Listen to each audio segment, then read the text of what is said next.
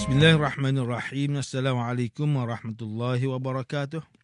Innal hamdalillah nahmaduhu wa nasta'inuhu wa nastaghfiruh. Wa na'udzu billahi min shururi anfusina wa min sayyiati a'malina. Man yahdihillahu fala mudilla lahu wa man yudlil fala hadiya lahu.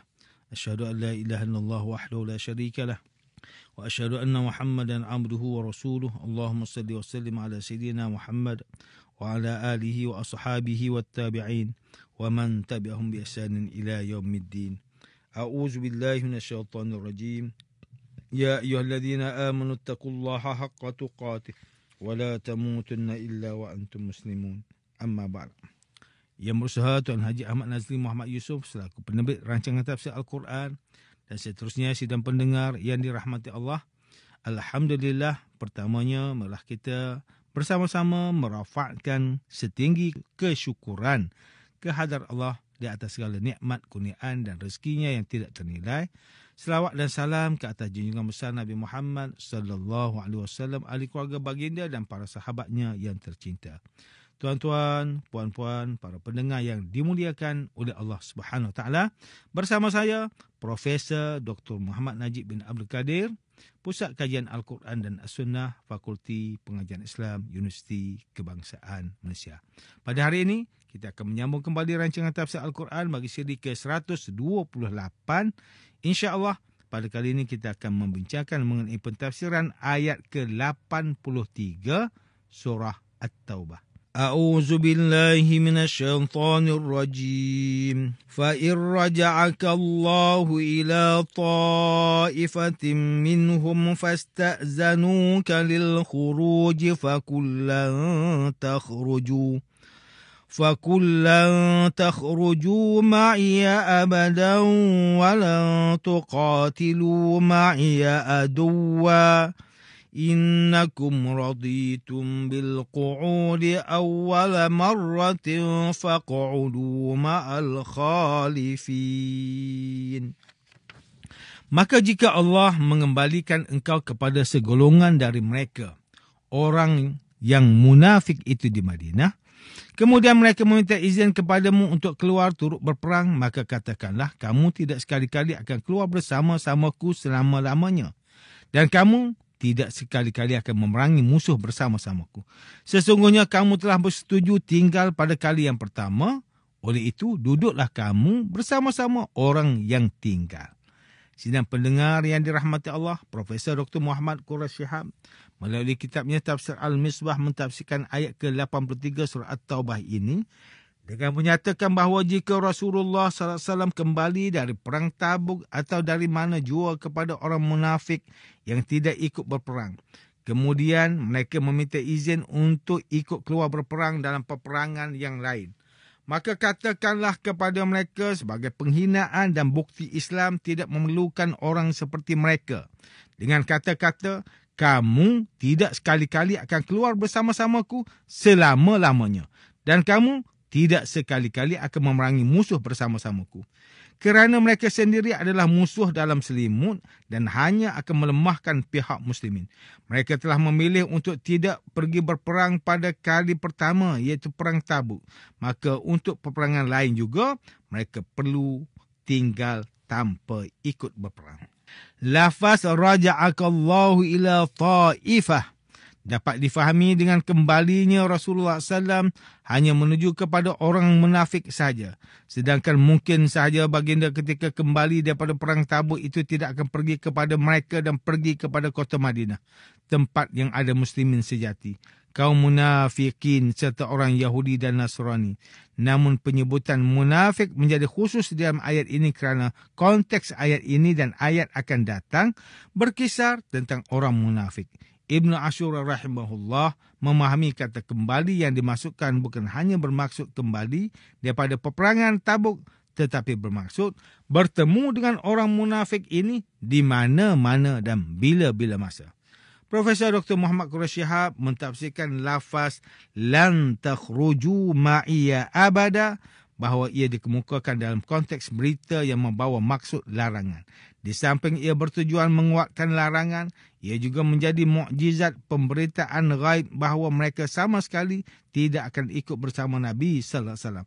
Manakala bagi kalimah al-khalifin, ada setengah ulama yang memahami kalimah ini dengan maksud orang yang buruk sikapnya, rosak akidahnya dan mentalnya.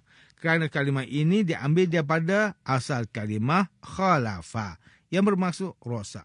Makna ini dapat diterima kerana sesiapa yang rosak akidah dan buruk sikapnya tidak wajar berjuang menegakkan kalimah suci. Sidang pendengar yang dirahmati Allah, Profesor Dr.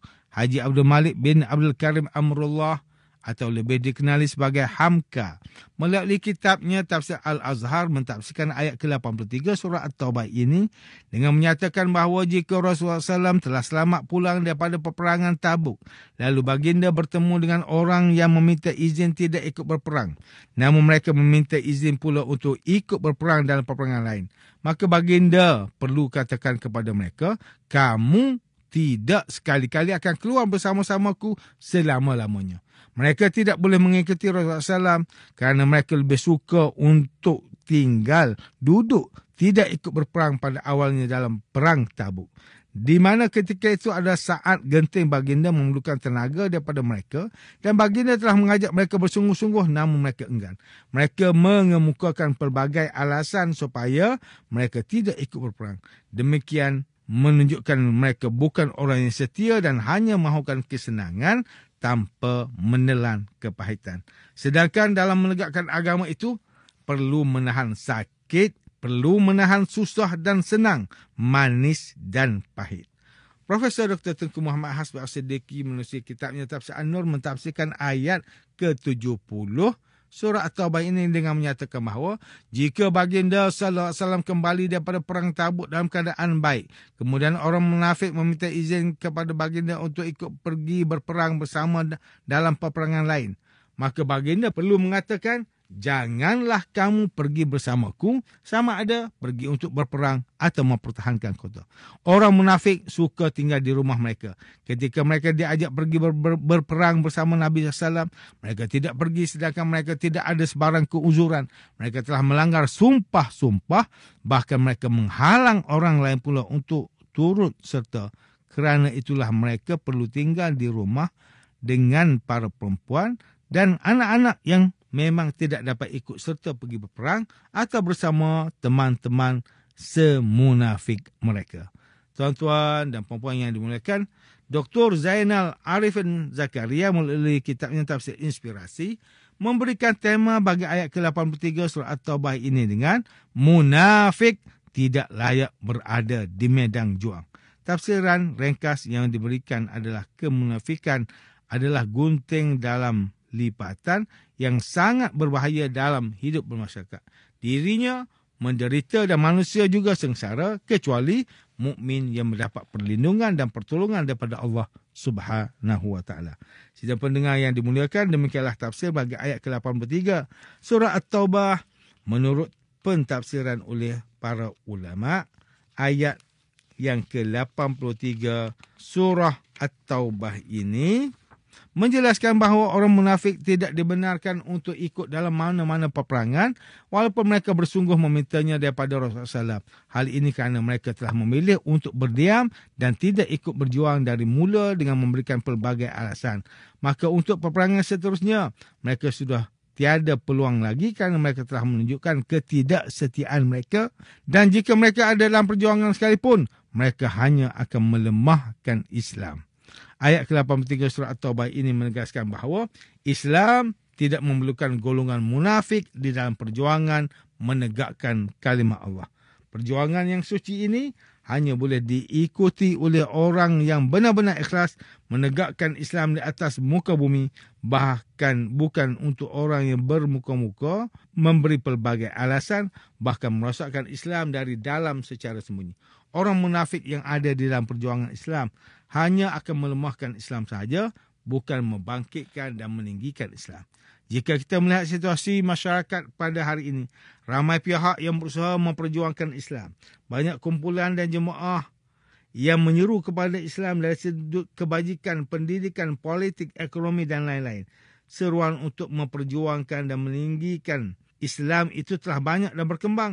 Namun kita perlu muhasabah diri, adakah kita sebahagian daripada mereka yang bersama-sama memperjuangkan Islam dengan kesatuan pemikiran dan amal, atau kita tidak turut bersama-sama berjuang dengan mengemukakan pelbagai alasan untuk kesenangan diri seperti golongan munafik terdahulu.